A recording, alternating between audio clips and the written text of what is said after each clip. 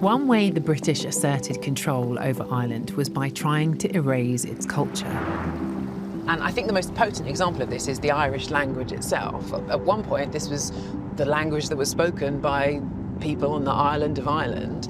But under English rule, they really tried to suppress Irish, tried to associate it with kind of poor and rural communities. Instead, English was the language of government, it was the language of education, and in the 1830s, all of the British-run schools switched to teaching purely in English. And it worked. By 1900, less than 20% of Irish people were fluent in their native tongue.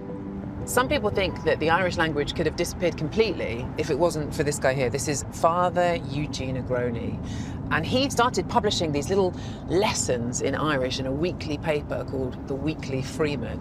And as a result, the Irish language became this small symbol of resistance. Agroni helped make the Irish language a cause, and plenty of people still see it that way.